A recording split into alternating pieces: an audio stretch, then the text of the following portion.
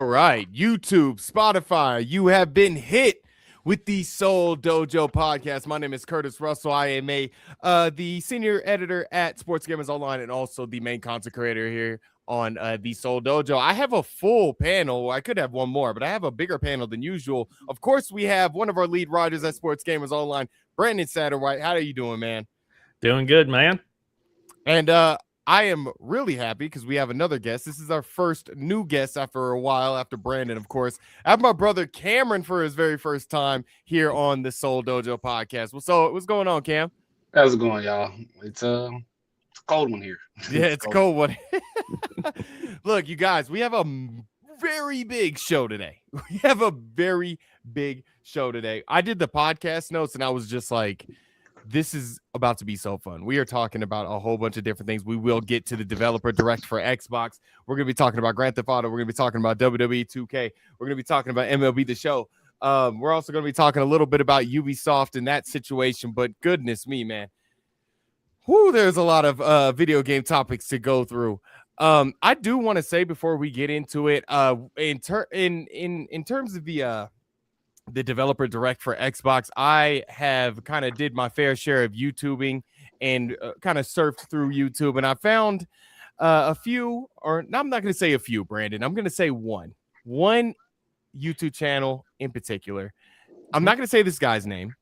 I'm not going to say his YouTube channel, but what I am going to say is that this guy is the most clickbaity, rage-baity YouTube channel out there. I watched his video about the developer direct. He is just very weird with his opinions.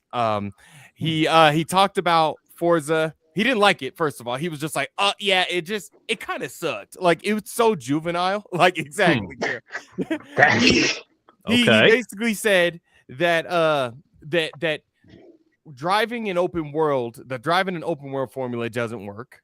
In his eyes, it doesn't work, which is just bananas. He went on to say, and I actually had to type it down in my phone for a second, so give me 1 second. He also said that, and this is just a weird way to give an opinion right here. He said, I'm just not in the mood for another Forza Horizon game. And it's like, you have a massive following, and you're going to conjure up an opinion like that. Like, that is just weird. Mm-hmm. And this guy has been known for things like this, right? Like he said, I don't want to, like, I think the Nintendo Switch 2 sucks, so I'm not even going to buy it. He turns out he buys it, and then he bashes it for about 7 minutes in a video. This is a guy that says basically The Last of Us Part 2 wasn't a good game. Like, this guy is, look, it's just stay away from these YouTube channels, y'all. Because these guys don't know what the hell they're talking about. Here on the Seoul Dojo, we're going to give really good, educated opinions. That's why my brother's here for the first time, because he knows about gaming. Brandon, you're here because you know about gaming. And I think probably with the exception of Cameron, because he doesn't have a following like some of we do when it comes to video games, we're going to have respectful opinions about video games, but we're also going to look at what we're about to say. Because we know whatever we say is going to be looked at back at us, and we're not just going to say crazy stuff online. So I don't know. It's been irking me all day, and I wanted to start off with the Seoul Dojo podcast with that. Please, content creators, journalists, whoever you are, please just be very responsible about what you're saying online and quit saying just ridiculous things. Again, this guy bashed. He liked Fable, but he still bashed weird parts of it. He tried to say that he always played Fable, and it's just some of the opinions he had. But yeah, we'll not say the YouTuber's name, but yeah, we move on. We move forward. This is the place to be to get your video game content. Okay. Let's start off with this just in. There is going to be another GTA 6 delay, but not like what you guys think. It is actually going to be a delay to the physical copies of the game. Yeah. That's give or take, though, right? It is. And Cameron, you know what? Because you spoke up, we're going to start with you. The brand new Seoul Dojo podcast person. Grand Theft Auto 6 physical copies may it said May, but it did get kind of confirmed with Insider Gaming that the physical copies will be delayed to to avoid leaks. The physical copies will. So, of course, your digital copy will be here. Cameron, what do you think about that? I'm not upset with receiving the game because that's my biggest gripe with GTA right now is receiving the game. I don't care how many updates we get. At this point, I want the game.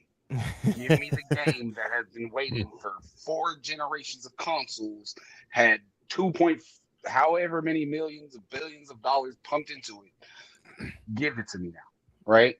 Yeah. The same thing with Red Dead. Red Dead went through a major update right after it came out, right? GTA 6 is going to have that.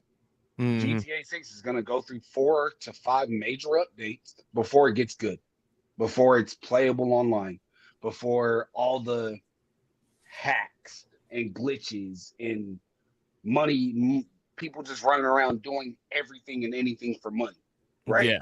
And doing solely, I'm only going to get the oppressor. I'm only going to do this. I'm only going to do that type of GTA out the way. Yeah. Right. So they're saying like the physical copy mainly is going to be set back and delayed only because they want to avoid the leaks, of course, like the leaks that, and of course, Rockstar had these major leaks come out 2 years ago. Those leaks were massive, Brandon. It's. I mean, do you feel like this is a good idea from Rockstar? And then I'll give my opinion. I think so, just because with the physical copies like going out to stores and stuff, especially for a game as big as this, like like those are gonna find their way into someone's hands early, and then someone's gonna go on Twitch or on YouTube and stream it. That happens a lot of times with these big games like this.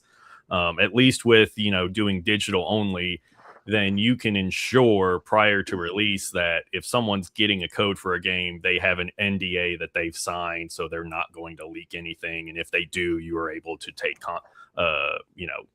there will be consequences for it, basically. Right. Now, I'm someone that likes, physical games. I like collecting games, but I understand delaying the physical version. I just hope when we do get the physical version that the game is actually on the disc, because a lot of times now with physical games, the game isn't actually on the disc. It's just the license for the game. Yeah, and that was kind of an issue with a while back ago with like Spyro and stuff like that. You had a trilogy. Didn't Nintendo do that recently, where like all of their games are licensed, and they did it to where they can deactivate your Switch to where you just can't play anything? There is something online like that. It's so they have the game key cards for a lot of the Switch games where it's not actually on the little card. Right. And then there's also something in their terms of service where they're able to basically brick your Switch. Pretty much. Right. That is bananas. I used to work at Target a long time ago, and I remember getting physical copies of the game. This is a very long time ago. So like people were still very much buying a lot of physical, and they would have like the games in the back for like a week before release date. And then when release day happens, then we put them out.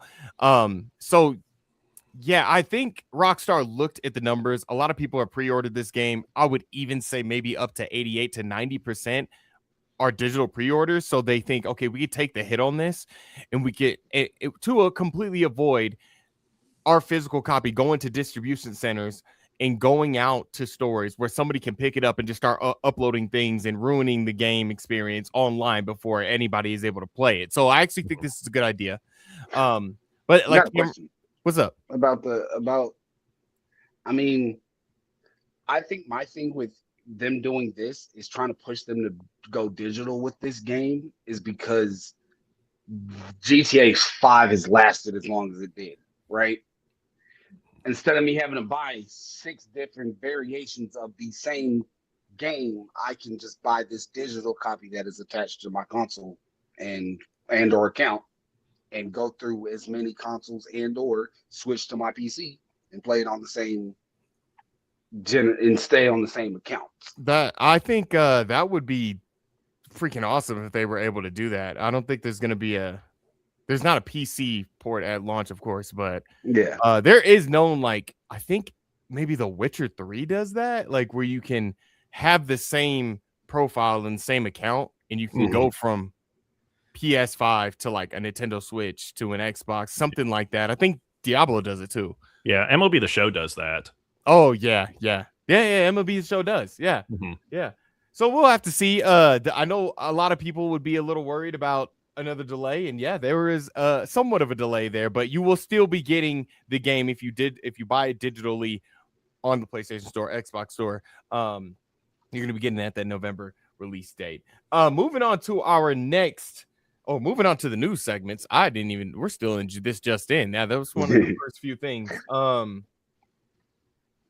was this right? Okay, I actually have to look at what is this talking about. Oh, okay, so this just in. Sorry, I'm at the wrong place in my notes. There's so many notes. That's the problem. Okay, Brandon, MLB The Show 26. Yes. The SDS came out and said that MLB The Show 26 will not feature a new cover athlete on the cover. Yes. What's going on here? Because I read your article for Sports Gamers Online. Miguel Cabrera could still make a cameo on the cover. What you thinking? Yeah, so a lot of people have been speculating who was going to be on the cover because the logo was orange this year. So people were thinking, is it going to be Juan Soto? Is it going to be Lindor? They dropped this piece of, information, basically a tease, saying it's not going to be a new cover athlete this year. So it basically implies it's going to be someone who has already been on the cover before. And immediately people went to two people. Miguel Cabrera, who was on the cover of MLB 14, the show. He would be a major returning legend if he was put back into the game this year and if he was on the cover.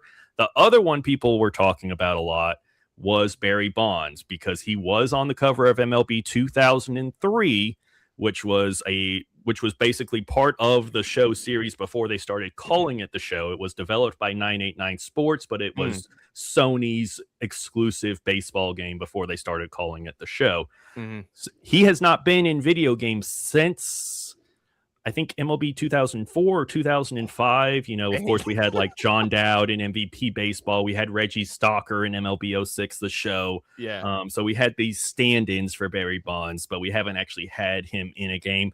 I don't expect him to be in this game. I don't personally think he'll ever license himself out to video games. That just doesn't seem to be something he wants to do.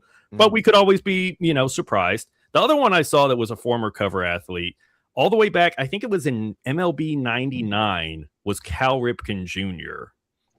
So Orioles, orange, possibly. Exactly. That's another one.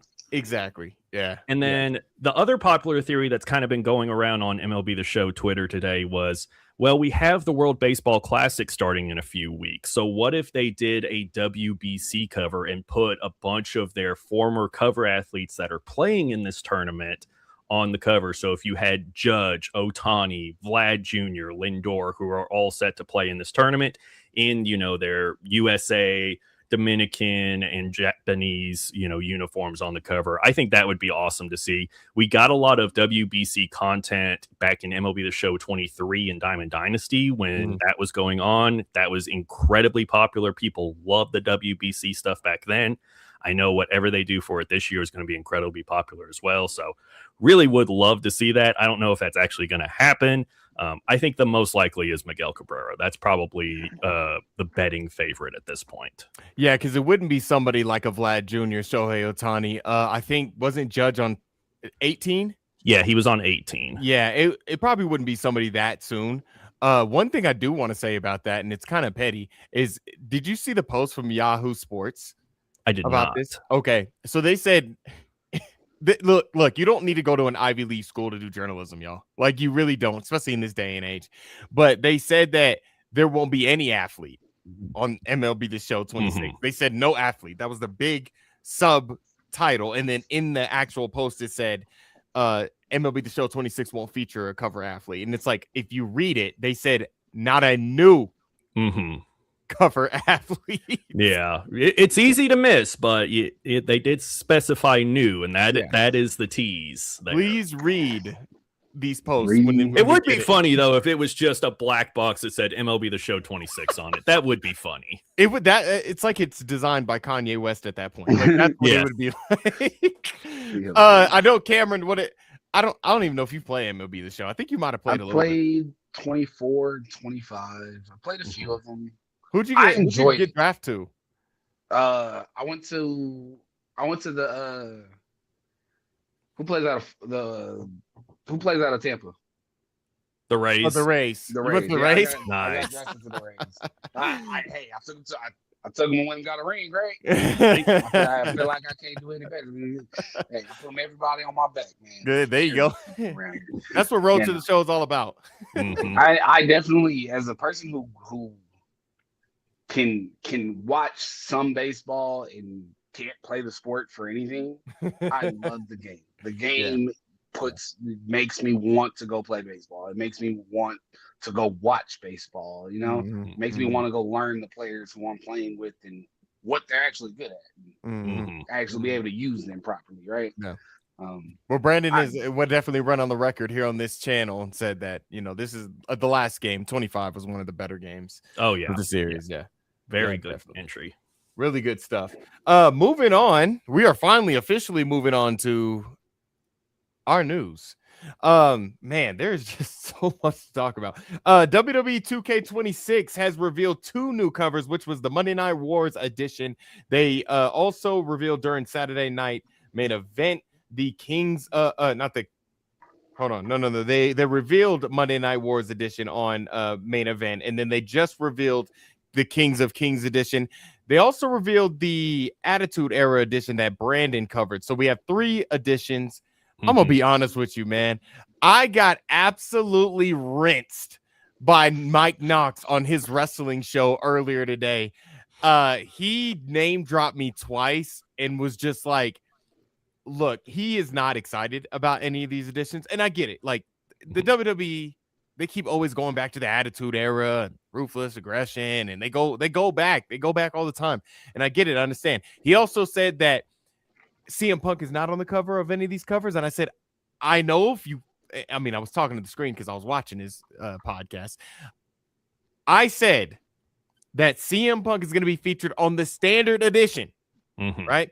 And that's why I keep refreshing this damn my X account, because I'm like, Raw is going on right now. As soon as we see CM Punk, and they're saying it on, okay, somebody has up right now on X, if you guys see it, there is like this cover, like a cover for an X account, and it has CM Punk right there, and it says WWE 2K26. I don't think that's real, by the way. This one keeps it's surfacing, but I don't think that's real. But yeah, that's what I'm doing. He's gonna be featured on there. My sources are good. Sports Gamers Online sources are good. It's gonna happen. But yeah, he rinsed me about the WWE Universe mode stuff, how I always said that. And look, Mike, I agree with you. Yes, WWE Universe mode should have an online component to it. It should. I get it. Okay, don't go on your damn show and say that basically I don't care about what you're saying about the Universe mode and all that stuff. I agree with you. I completely agree with you. Okay. It's all in fun and games. We have Mike on the, press pass. It's all fun and games. He always goes off the handle, whatever like that. But that's what we have for WWE 2K. It seems like they did do a little bit of a reveal. WWE 2K 26 Universe mode. It's going to have like the draft. Hopefully it has more. They teased a lot of like brand new match types, things like that. We're gonna have to see the full review, which will be going on sometime during this podcast. So at one point, Sports Gamers Online, I'll be on the other side. Brandon, but you did do the article for the Attitude Era.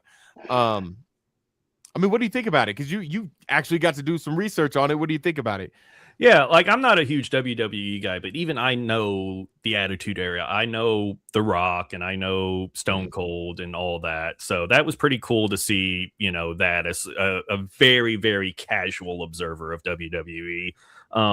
It was interesting when I was doing my research for that article. This isn't the first time this series has done an Attitude Era focused game. Back in WWE 2K13, they had a Attitude Era mode where you could play through, I think, 6 different storylines from that era. There wasn't a lot revealed about what this edition is going to include. Like, how is it different from the other editions? We don't really have any of that info yet. They did say pre-order start, I believe, on the 30th, if I'm remembering correctly. Yeah, that's right. Yeah. So what you're saying is like, you don't know, and we don't know how they're going to integrate the Attitude Era in this, because CM Punk is already the showcase mode star. Yeah. That's is it literally just an edition with a different cover? Is that literally it? Or are they actually going to put something Attitude Era style in the game? I bet you'll have different versions of wrestlers, and you'll get like an Attitude Era version of The Rock and Attitude Era version of Stone Cold Steve Austin. Because, The Rock had like his stuff before he was Rocky before, and then he had like the Attitude Era stuff, and then like the post Attitude Era stuff. Yeah, all the recent stuff with him with the vest and stuff. It's probably going to be that. I mean, I don't see them. I don't really see them doing anything else showcase mode style, like you said in 2K13, where they did like the story mode. All that ended up being wrapped up and put and being like evolved into the showcase mode that we know now. So yeah, we're just gonna have to see. Cameron, have you seen any of the recent covers, and what you think about them, if you have seen them? I like the new Attitude Era cover more than I've seen. I've seen that one. I think I've seen that one more than I've seen the other one. Just because it's just been recently released, and I'm still on the fence about getting back into the WWE franchise as a gaming. I like it. I enjoy watching it with my son. And recently I played what is it? WWE 2012 with Max on the Wii. 2012? Yes, on the what? On the Wii. On the Wii? Yeah, because I have a jailbroken Wii. Yeah, I have a jailbroken Wii that I got every game that you could possibly think for a regular standard Wii console, and I have everything. Me and Max sat there one night. I got the little white controller. I showed him the works. But I mean, coming from that generation of WWE into the current one, I'm kind of like, all right, is it gonna be like 2K where I don't know anything anymore? Because that's why I don't play 2K anymore. It's because I can't catch up. I feel like since 14 to like the past 10 years, 2K, FIFA, Madden, if you didn't stay current on what they were doing, on how the play style changed and how they implemented badges and things of that nature, you couldn't keep up with the people who were online. And I'm sorry, I don't like to play games by myself. I'm an online player. Everything I do is online, right? So I didn't want to get in these matches and just get destroyed every time I hop online. Yeah, especially on 2K. 2K could be like tough. Like, guys are too good on that game. It gets gritty, and I can't do it. Yeah, it gets real nasty. There was a bit for our next segment. There's our next news article. The first Nintendo Direct of the year is going to be held in February. This is coming from, I believe, Nate the Hate online. It was reported by Mike Straw, our old friend Mike Straw on Insider Gaming. He said that while I hope it will be a general direct, so Nintendo can start the year with strong momentum, begin some details through. Oh my God, I'm so sorry. Begin to detail some of those brand new first party games coming out in 2026.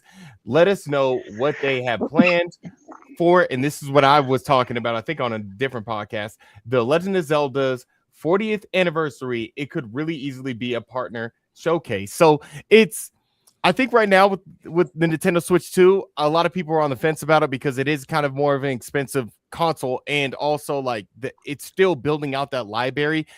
But here's the thing: it has a strong library of third-party games, but it needs more of the first-party games. It needs the Legend of Zelda's, the Marios. It needs there's like a game called Dust Bloods that's coming out that looks a lot like Bloodborne. We need to start seeing those games, and I hope this Nintendo Direct does something like that. We see a new Mario game. We see the future of the Legend of Zelda game, even if it's like just something like they did with Breath of the Wild, just like a beautiful background and it's just and you see Hyrule Castle in the distance. I don't know if they're gonna go back to the Breath of the Wild formula. I think a lot of people are ready for a more linear style Zelda game, but I don't know. They need to start strong in 2026, like Nate the Hate was saying on his YouTube channel. They need to start strong. Brandon, what do you think about a Nintendo Direct, and what would you expect to see? Yeah, I think the main two things people are wanting is, like you said, what are they doing for this 40th anniversary for Zelda, and then also where's 3D Mario? Like those are the two main things. As far as Zelda goes, one thing I think would be really cool is, I know with the Switch 2, one of the big things was they added GameCube compatibility to Nintendo Switch Online. If they added Twilight Princess to that would be a huge thing. I know that would be a game that a lot of people would sign up for that service for. Or maybe some other Zeldas that still may not be on the service. But yeah, I think those are the two main things that people are kind of wanting. Yeah, totally. I did mention the Dust Bloods before. That's just seems like a really cool new IP, and it's only going to be on Nintendo Switch 2. It looks a lot like, it looks a lot like Bloodborne in a lot of ways. The art style kind of looks like the world that you're in. It kind of looks like Yharnam a little bit, like a Victorian age London, Victorian age England. Cameron, you have a Switch. I keep forgetting you have a Switch. Yeah. What are you expecting from Nintendo this year? Because it seems like they need to kind of get the ball rolling when it comes to the Nintendo Switch 2 era. I'm kind of scared for the Nintendo Switch, honestly. The reason being is with how many handhelds are on the market, and with how many different markets they offer, right? We got the Steam Deck, we got Xbox's handheld, we got PlayStation's handheld. I mean, Nintendo needs to come with something that is going to drive the game, us to want to play more Nintendo games, obviously, but want me to want to buy a Nintendo handheld right now, because I could spend the similar money on a Steam Deck and have generally the similar library, right? I mean, yeah, I might miss a couple exclusives here and there, but I mean, generally, I'm not missing anything if you're mainly a handheld console person, right?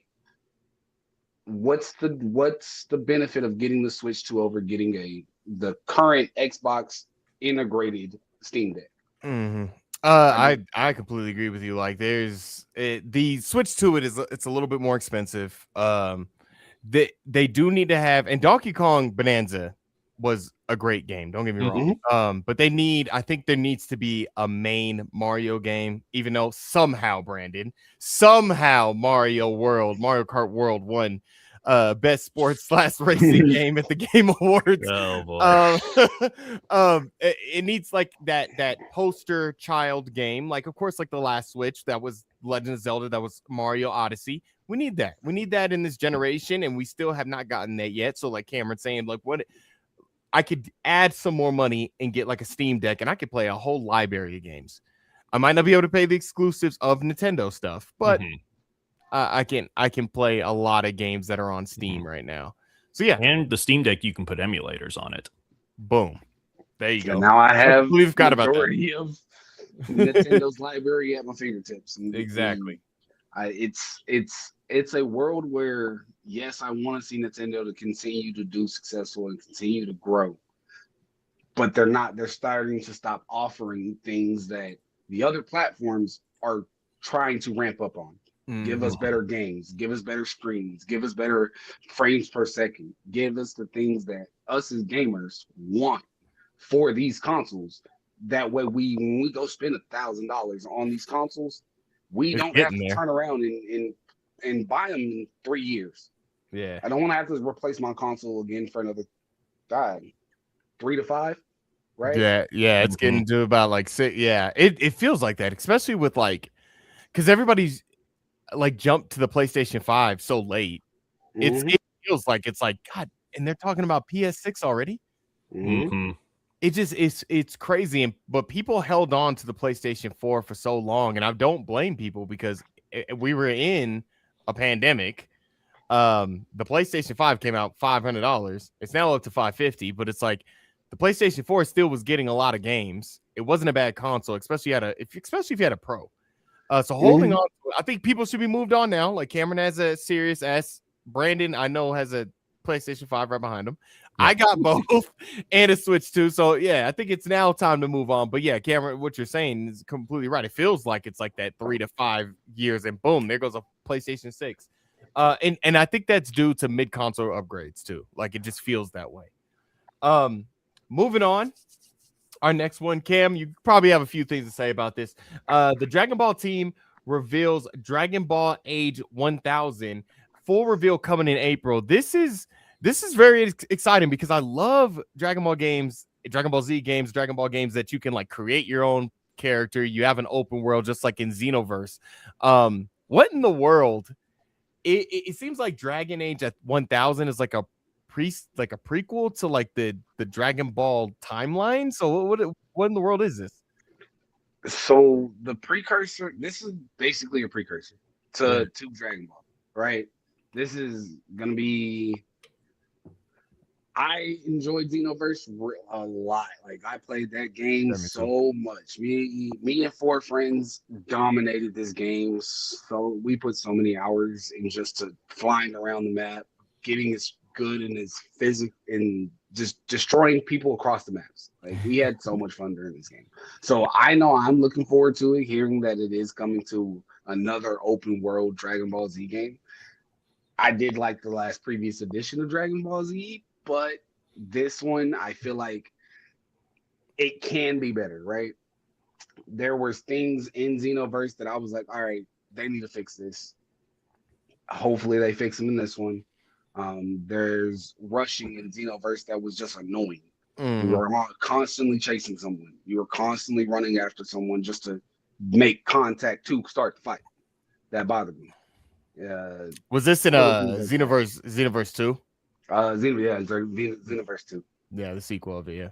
Yeah. It was good. I'm kind of hyped to hear that we are getting a new rendition of Dragon Ball Z, hoping that they're using the newest writer of Dragon Ball Z to write this game. Yeah, like the source material. Like, exactly. Yeah. I guess we'll see. It looked interesting. I guess we'll see the full reveal in April. Brandon, I don't know if you have anything to add to that. No, I have no experience with Dragon Ball. It's a dope game. I don't know why. I just knew that was gonna. So you never played like So my favorite is like Dragon Ball Z Budokai 3. You never played any of the Budokai games? No, I know there was a Dragon Ball game that came out like a year or two ago and was like super popular, but I have no experience with that franchise. I think the game you're talking about is Kakarot. It's like an RPG. It's like a true RPG. Yeah. I mean, I like it. Some people don't like going through the story again, and I get that, and that's what all the games kind of lean towards. It's like, all right, you're fighting Raditz. All right, you're fighting Frieza. You're fighting. That is the one thing that I can say about Dragon Ball Z, and that's what I'm hoping with this being a precursor that they go to the person who's currently writing Dragon Ball Z, because the original writer of Dragon Ball Z, Dragon Ball Z, and Super died at the end of Super. Right. We are now the person who's writing the current anime is his predecessor, right? This is who he wanted to continue the story and continue writing Heroes, which is what the current anime is, which is Dragon Ball's Heroes. We are looking at a little bit of time travel in what they brought into it, so it'll kind of swing into what the anime is going into. Hopefully they did this right and it kind of plays to the right story, right? Yeah. If we don't, if they do 1,000 years before, we should still be on planet Vegeta, doing things on planet Vegeta. We shouldn't be on Earth. Right? That's really interesting. Yeah. You know what I mean? Like these are the things that I, at least as a Dragon Ball fan and who watches all the animes and is into anime, that is something that that is hard to take away, or when you do these kinds of games to get away from the story. It's written that way. You have to follow. If you don't follow the story, you miss a giant portion of people who want to play the game. Yeah, I guess we'll find out exactly what's going on with Dragon, and I think this is still a project name. It's Dragon Ball Age 1000. It's the full reveal will be out in April. Yeah, so that looks really interesting to me. So Brandon, our final news segment. Ubisoft is headed for a company reset. There is 7 games delayed, and then there's 6 games canceled. So what do you my bad. Do you guys hear that? Do you guys hear that? Yeah, you got a bit of an echo going on. Yeah. Is that from you, Cam? Yeah, I don't think I hear it anymore. Can you guys hear me though? There you So go. yeah. Oh, okay, cool. Yeah. So hard reset for Ubisoft for the Ubisoft company. 7 games delayed, 6 games canceled. What the hell is going on, Brandon? So this is like the culmination of what Ubisoft has kind of been working towards for a while. And it kind of started back with Star Wars Outlaws when that came out in sort of a very buggy, unpolished state. And remember, after that, they delayed Assassin's Creed Shadows, I believe, by 6 months, right before it came out, to give it more time to be polished. And through the press release that Ubisoft put out detailing all of these changes that they announced last week, the major theme is we have to increase our quality bar, because what they have been putting out over the last several years has not been good enough. And in this day and age, people are incredibly selective with the games that they play. And if it's not, a very high quality game, even if it is Assassin's Creed or even if it is, a Tom Clancy game, it might not be good enough to hit those sales. So what they basically did was they have sort of siloed their different IP that they have into these 5 creative houses, they call them. And they've put sort of similar games together, or have at least tried to. So like with Vantage Studios, which was this big subsidiary that they created sometime last year with a big investment from Tencent. That's going to be their big one. So that's their biggest IP, which is Assassin's Creed, Far Cry, and Rainbow Six Siege. So that will be overseen by the son of Ubisoft's CEO, Charlie Guillemot. And then the other creative houses, there's one focused on competitive and cooperative shooter experiences, which will include The Division, Ghost Recon, and Splinter Cell. Live service experiences like For Honor, The Crew, Riders Republic, and Skull and Bones will be in another one. The fourth is fantasy and narrative-driven games like Mighty and Magic, Rayman, Prince of Persia, Beyond Good and Evil. And then the last one, the casual and family games like Just Dance, Uno, and etc. Yeah. Seems like this has been a long time coming for Ubisoft. It seems like just a lot of the releases that weren't hitting those numbers. I think it goes back very, very far, Brandon. This is just my opinion. I think it goes back very far. They focused on the live service games like your Ghost Recon Wildlands, Ghost Recon, whatever the hell the sequel is. I completely forgot about the Breakpoint. Okay. Breakpoint. Completely redid the Ghost Recon franchise at that point. There's a bunch of other games that they've had that and of course the Star Wars game didn't do that well. My thing with Ubisoft is they pushed out a little too much. They started branching out a little too much, and I think because they spent all the money on all those other games, ultimately that was their demise. So I think this company is for Assassin's Creed, Splinter Cell, Far Cry. If you stay within those palettes of games, right? I think that's where the money is. Assassin's Creed Shadows, I believe, sold really well. It did. So that's that should be your bread and butter. That should be what the Just Dance. Of course, they've always made that. That has its own, its own fan base, which is fine. But branching out too far, I think some people were just kind of getting tired of the microtransactions, some of the live service stuff. I think it's a mess. And it had gotten to a point where basically their different series all sort of started to look similar. They all started getting these sort of live service, looter, shooter, RPG mechanics hammered into them when they really didn't need that. And that was because previously, basically, all of Ubisoft games sort of went through their central management. And now with these creative houses, hopefully the idea is they'll have a lot more autonomy to sort of make things how they want to make it based on their type of game that they're handling.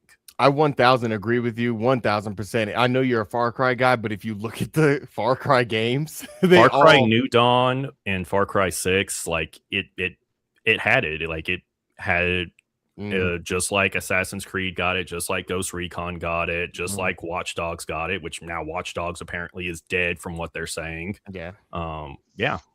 I wasn't the biggest Watch Dogs guy. Watch Dogs 2 looked good. Watch Dogs 2, I will say, is one of the best games Ubisoft has ever put out. Yeah. Yeah. Wow. Another one. It is an incredible game. I love that game.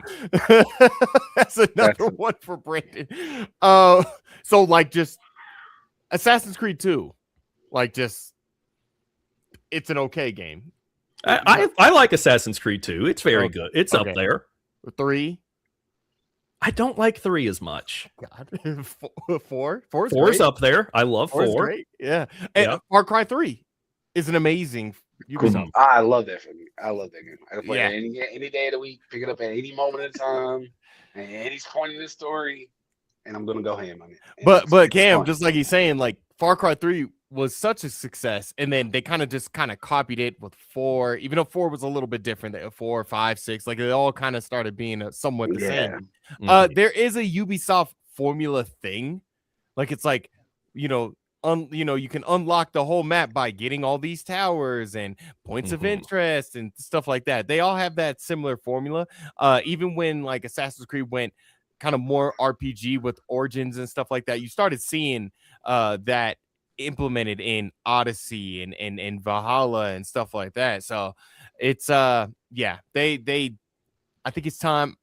I mean, do you think the reset is what they need? This is what new Ubisoft needs, and we're gonna get a better Ubisoft in the future? That's the idea. Again, it all comes down to how this new leadership takes this and runs with it. And I think there's definitely possibility. There's definitely with the IP that you have, it's difficult to not make money. Yeah, true. Cameron, this one's you. Cam, what a surprise. Gee, so much Dragon Ball content with Age 1000 and Super Galactic Patrol coming out. What is that? Super Galactic Patrol? So that's another. So the writer basically finished Super and Heroes and is now taking Dragon Ball on his own and is now going to be he's not continuing from where he left off, but he's continuing from where he's basically Toriyama left off at. Gotcha. It'll be good. It's something that to be able to push the Dragon Ball Z universe further is something that we're gonna need, because at this point we have hit kind of a wall with Dragon Ball Z content as what anime is produced, what movies they can produce. They've kind of covered the universe, right? Now they need to start branching out and leaving and going to go see these places that or these other different universes that were introduced in Super, that we need to go see them. We need to go to expand the story that way. We need to expand it and go see Cabba's planet. We need to go see the Dragon Ball universe characters who we just saw in Super fight, that we created 12 different universes and we were still missing 14 other, or I think it's 4 other universes from the Tournament of Power. So of the universes that we know universe 11. We still need to go to 1, 2, everything in between. Exactly. We start expanding on what these worlds and what these universes are built on, when the Dragon Ball Z franchise can open up for better games. Because now we can look into going to these other planets, going to those other worlds. Now, instead of only going to Namek or King Kai's world, we're going to a different universe. They're going to the King Kai's planet and going to the universe 11s or 10s King Kai's world. And it'll bring a better rendition to Dragon Ball Z. Yeah, it'll be better stories, more stories too. We're gonna skip the last one, just because, man, again, big show. We're talking about a lot. We'll move into our discussions. Xbox's 2026 Direct, Developer Direct. So they showed off Forza. They showed off Beast of Reincarnation, which is Game Freak's brand new game. They showed off Fable, of course. That's the big one. And then they showed off it's like a pottery beat 'em up for the kids. Look, I'm not crazy about it, but it's cool. We need games like this in our ecosystem, right? We need games like that. Let's start off with Forza Horizon 6. I'm gonna say this, man. This Direct overall, and we'll talk about first, how do we feel about the event? Sorry, I skipped that. How do we feel overall about the event? I think this is one of the better Directs that we've seen over the last year, 12 months. I think they showed everything they needed to show. They needed to show Fable. They needed to show Forza. Beasts and Reincarnation is a different type of game that we've seen. One thing that I did see, Brandon, is that the Xbox we know, and I know a lot of people are going to say, of course, it's been like that for a minute. The Xbox we know is gone. This is the publisher, the third-party publisher Xbox. This is not, you're not going to get your first-party game shown on here. Everything on this list is coming to PlayStation.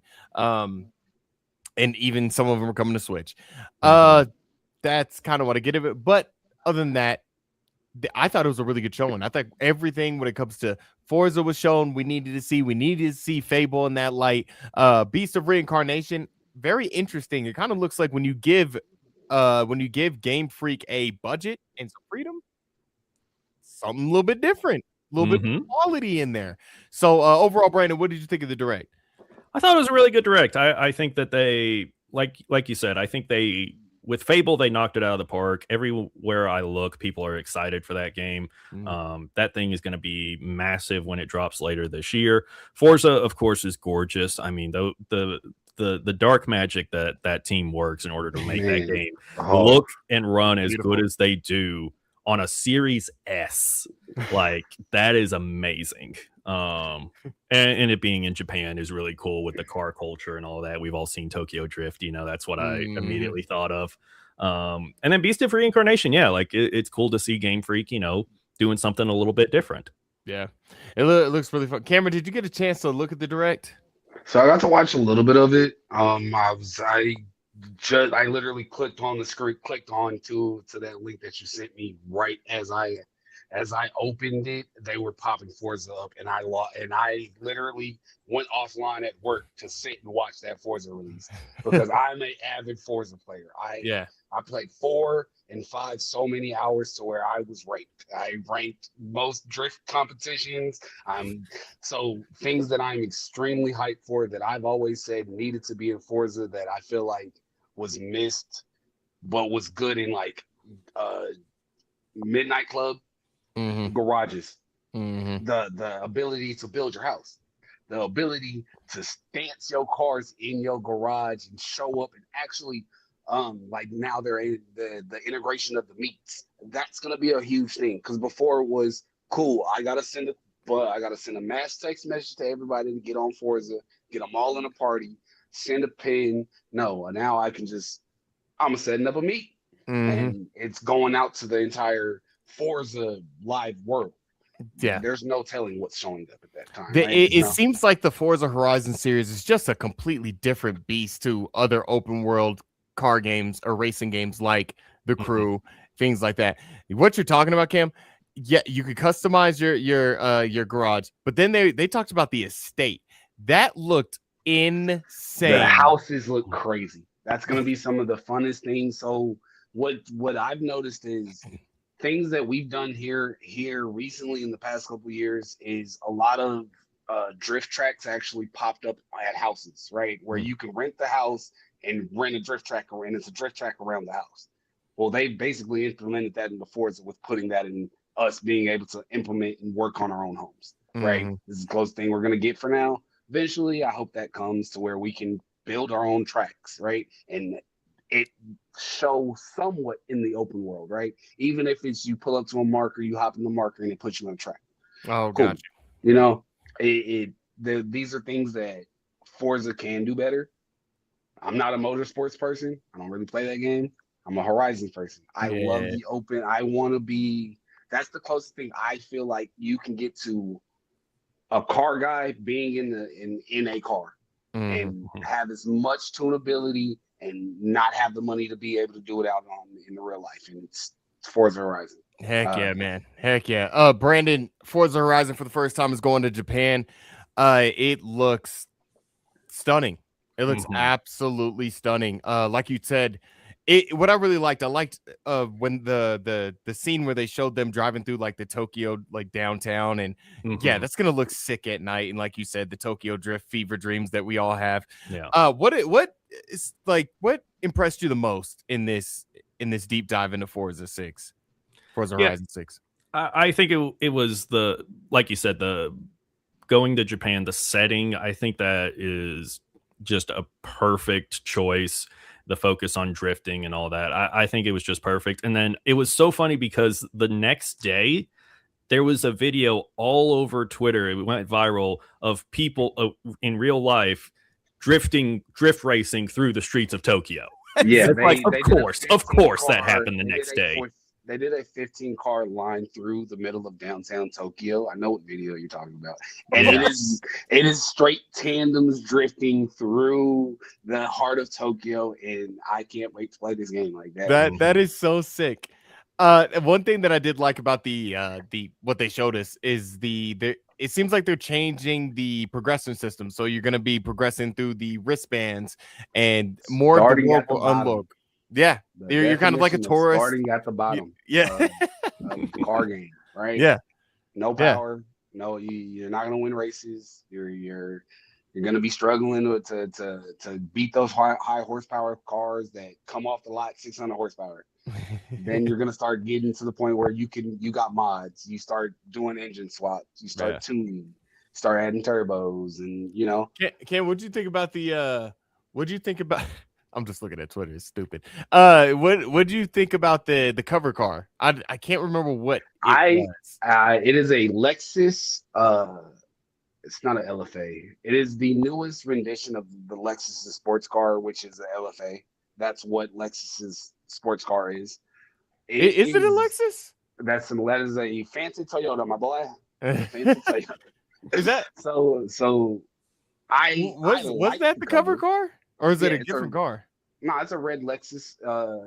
Should be a Lexus SC something. I forget the name of it. I like the car. It is a car that has standing in the car community. So when people see that car, they're gonna know what game that is.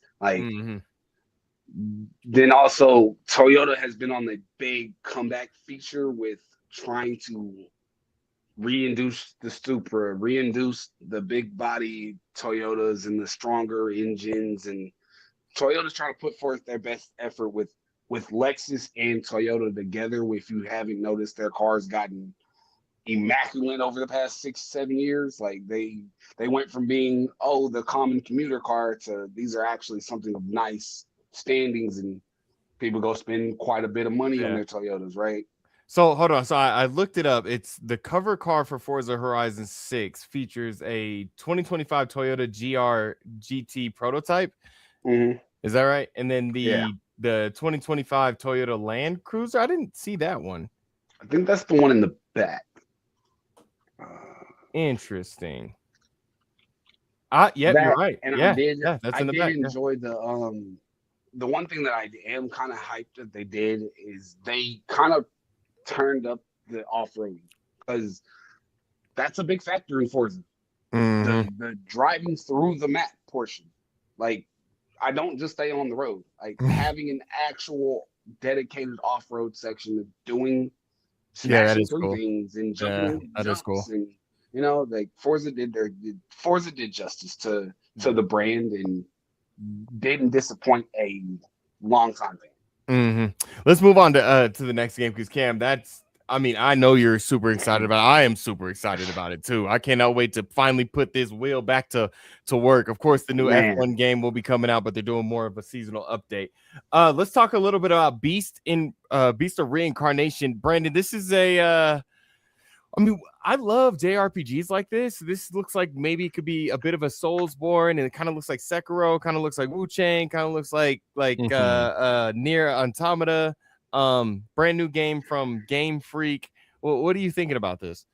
Yeah, I don't really know a whole lot about this one.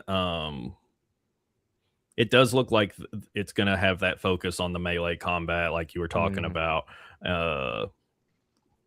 Yeah, I didn't see that particular portion of the direct. I kind of focused on the Fable and the Forza. So, but I am interested to see a little bit more of it once it gets closer to release. Yeah, and because the trailer was like in full Japanese, it was kind of hard to figure out what exactly was going on with the game. I just like how it looked. This looks like a really fun game by Game Freak. I don't know. I'm like I said, this one said YouTube channel didn't really find it that good. Look, I think it looked really interesting. I love these types of games. I love Nier Automata. I think Nier Automata should be mentioned as one of the best games ever created. I like Wu Chang from last year, and then games that are very similar to this. I really like the Japanese RPGs with those strong melee focuses. So we're going to see what it's more about. Pretty sure we're going to get more of a deep dive here soon. So we'll jump over to Fable to close out the show. I gotta say, y'all, holy, it's like, look, Lionhead Studios is a legendary studio, but like it feels like they're actually getting to all the promises that Lionhead originally said about Fable. This is insane with some of the ecosystems that are in this game and some of the overall systems. So when you look at how you can buy up a whole bunch of property and you can evict people, you can raise rent prices. I mean, I know I started there, and there's just so much to talk about with Fable, but I'm just gonna start there. That is just insane. You can do something like this in Fable 3, and I think in Fable 2, I know you can buy houses and stuff, but like this goes even further. A lot of your actions have true consequences. We'll see how deep that goes, how people feel about you. You can give gifts to people. That was something that was in the original trilogy. I mean, this looks insane, and the world changes through your choices. We saw that giant just laying out his corpse, laying out in the middle of Albion. They have Briarstone back. I'm sorry, I'm going off a little bit, but I'm gonna get to the combat real quick. The combat looks like, and I said this in my video here on the Seoul Dojo, it truly embodies the essence of Fable, the way it looks, the animations. They kept some of the same magic. You have the blades magic, you have the fire magic in it, you have the lightning magic. It just looks so damn good. I'm gonna start with you, Brandon. Why was this trailer so amazing? Oh, I have never played any of the Fable games. You know, I grew up on PlayStation, so I never had Xbox. Oh, so I never got to play Fable, and I still haven't. It made me want to immediately go play all of those games to get ready for this. That is how good this was. We saw that there is going to be a full character creator, which we weren't sure about. So that's cool to see. You know, like you said, you know, being able to, you know, buy up all the property in a town, being able to get married and have like a herd of children, being able to, it just seems like this super deep RPG that people have wanted that. And, you know, we've gotten this in a couple of other areas, but it just looks so good. And it looks like it's going to have so many different options and just endless replayability, I think is the main thing. Like there are so many different things you could do. You could sink hundreds of hours into this and not see everything. Yeah. And that's, I think, exactly what we want to see from a game like this. Cameron, did you watch this part of the direct? I did not catch the catch it live, but I did go back to catch Fable because that was the one thing that I did. I was catching up with like just watching it on Twitter. As soon as it popped up, Twitter went crazy. Fable. Oh, what? Hold on. Y'all could drop a new Fable. Okay, now while I'm sitting here going through claims, Fable got it popped up. Well, this game looks excellent, and I've been waiting.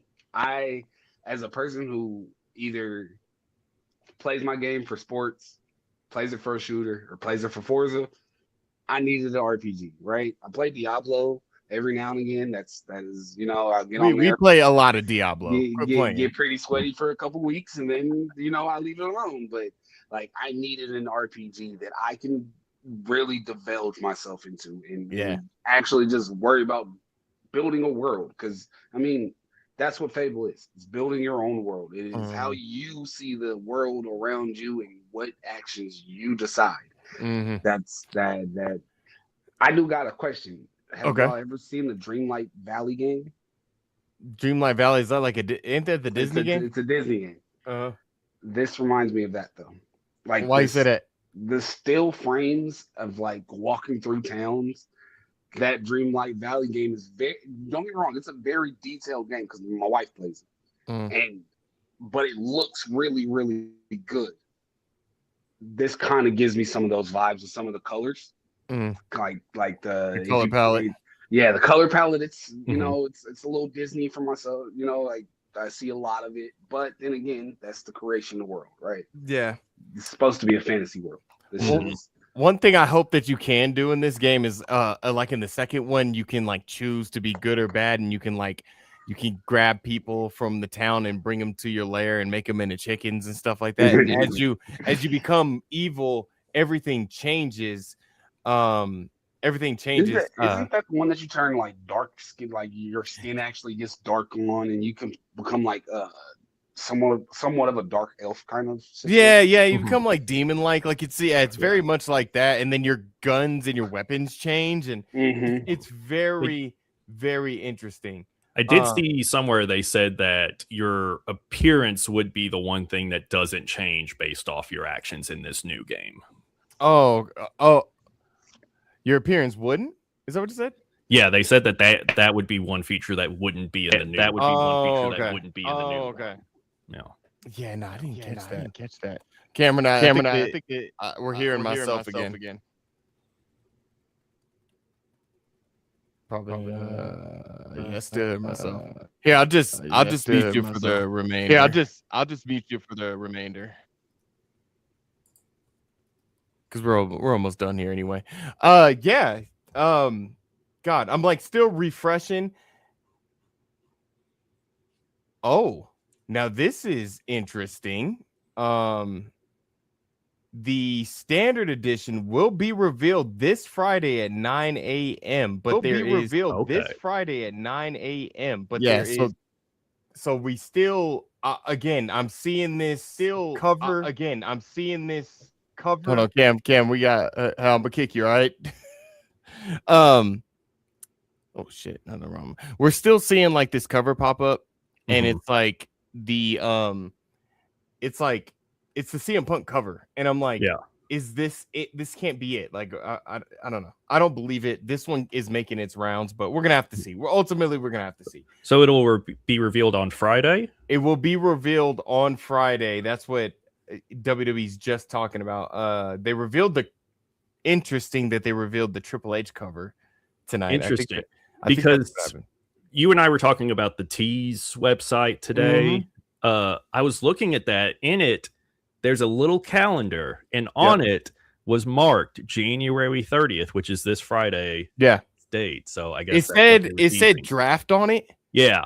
So maybe that could be a little hint too. But we fully expect to be CM Punk. I'm pretty sure it is. But yeah, my name is Curtis with the Seoul Dojo podcast. You can follow me on X at soon to be Curtis from the Dojo. I'm gonna switch it soon, but right now it's Callie from the Dojo. Only because I got absolutely rinsed on Mike's podcast, and he kept calling me Curtis from the Dojo. I was like, well, I might as well put my name in that now.